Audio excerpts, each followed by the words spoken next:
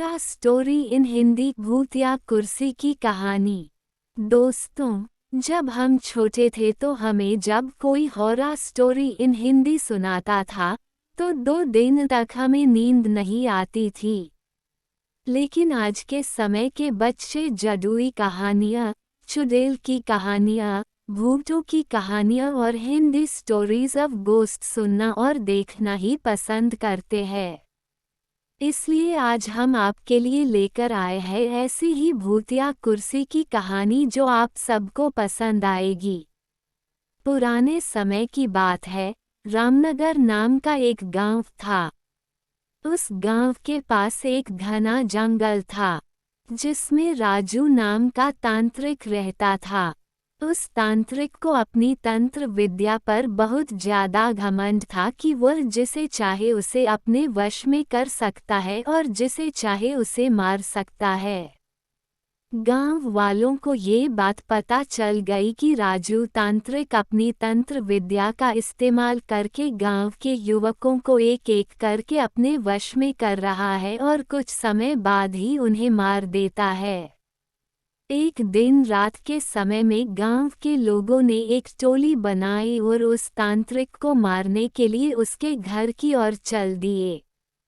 जैसे ही वह सभी लोग उस तांत्रिक के पास पहुंचते हैं तो तांत्रिक उस समय अपनी तंत्र विद्या में लीन होता है और तभी गांव के लोग उसे मिलकर उसकी कुर्ती से बांध देते हैं और आग लगा देते हैं। वह तांत्रिक वहां उसी कुर्सी पर तड़प तड़प के मर जाता है। गांव वाले सोचते हैं कि अब उन्हें इस तांत्रिक से हमेशा के लिए छुटकारा मिल गया। 4-5 साल तो बहुत अच्छे से निकल जाते हैं और गांव में भी सुख शांति का माहौल रहता है। तभी वहां शहर से 4 लड़के आते हैं और वह सोचते हैं कि क्यों न आज रात जंगल में बिताई जाए।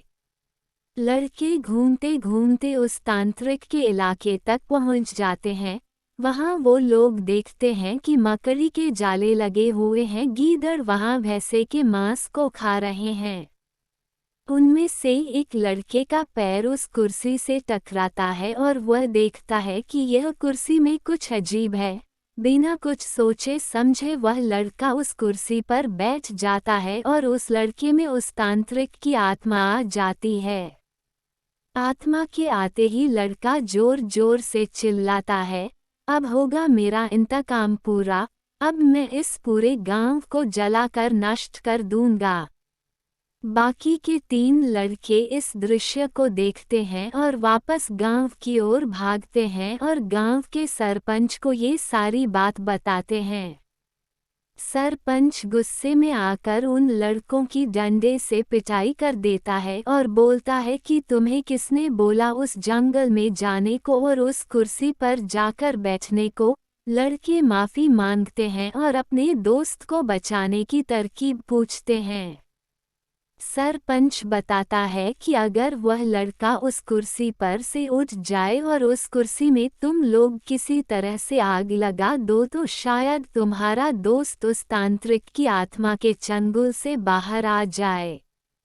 इतनी ही देर में वह लड़का तांत्रिक की कुर्सी के साथ उड़ता हुआ गांव में आ जाता है।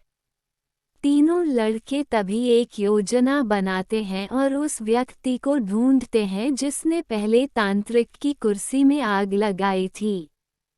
तीनों लड़के उस आदमी से गुजारिश करते हैं कि वह कुछ समय के लिए तांत्रिक के सामने आ जाएं। वह आदमी मान जाता है और तांत्रिक के सामने आकर खड़ा हो जाता है। जैसे ही तांत्रिक की आत्मा उस आदमी को देखती है, वह कुर्सी से उतर जाती है और मौका मिलते ही तीनों लड़के उस कुर्सी पर मिट्टी का तेल डालते हैं और आग लगा देते हैं, जिससे उनके दोस्त की जान बच जाती है और गांव के लोगों को भी उस तांत्रिक की आत्मा से छुटकारा मिल जाता है। मोरल: दोस्तों, हमें अपनी विद्या का सही उपयोग करना चाहिए। कोई भी ऐसा काम नहीं करना चाहिए जिससे दूसरों को हानि हो।